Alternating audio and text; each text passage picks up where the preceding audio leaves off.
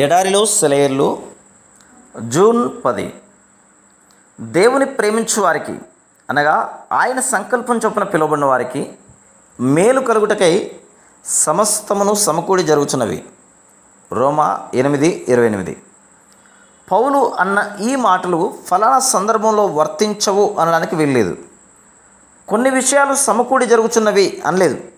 చాలా మట్టుకు అనే మాటే వాడలేదు. సమస్తమును అన్నాడు.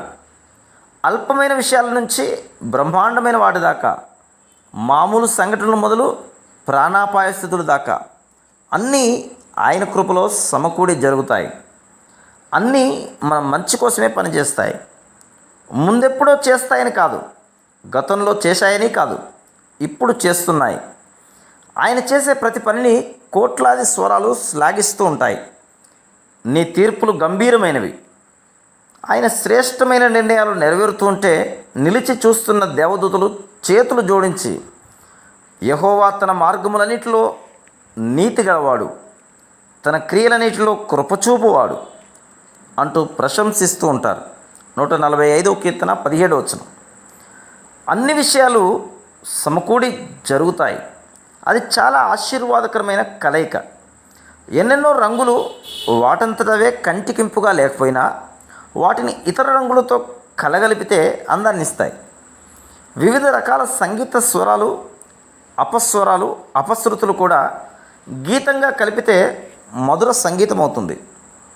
ఎన్నెన్నో చక్రాలు, బోల్టులు కలిస్తేనే కానీ యంత్రం తయారు కాదు.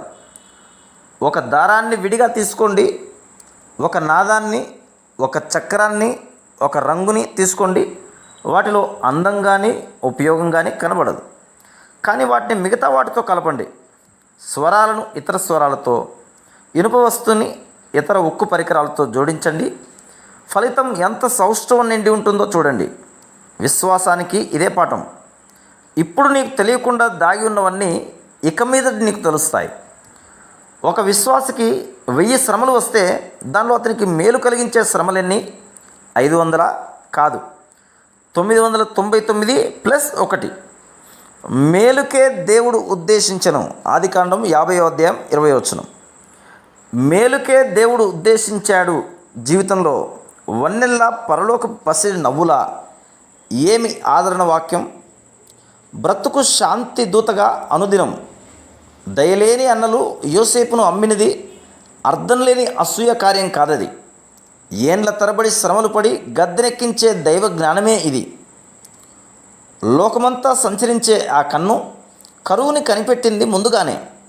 చెరసాలలో గడిపిన నిరాశ దినాలు అవి సార్థకమయ్యాయి త్వరలోనే. ఖైదీకంతా అగమ్య గోచరం. హృదయంలో పేరుకున్న నిరాశ వర్తమానపు ఆర్తనాదమే గింగురుమంది. జరగనున్నదేమిటో తెలుసా ధన్యజీవికి? ఆ చీకటి సంవత్సరాల్లో విశ్వాసం మాత్రం ఆరిపోలేదు. దేవునిపై అతని నమ్మిక చేసింది అతన్ని వేవేల మందికి దిక్కు. మీరు కాదు నన్ను ఇక్కడికి పంపింది, దేవుడే పంపాడు మంచి చేయాలని.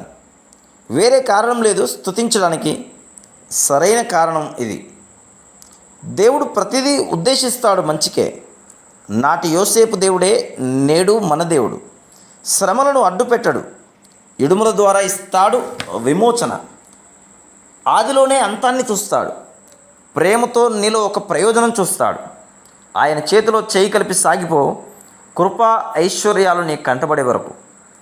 మహిమ సదనం చేరిన వేళ, నడిచొచ్చిన దారంతా కనబడిన వేళ, నడిపించిన తీరు తలచి నిత్యం ఆ ప్రేమని కొనియాడు.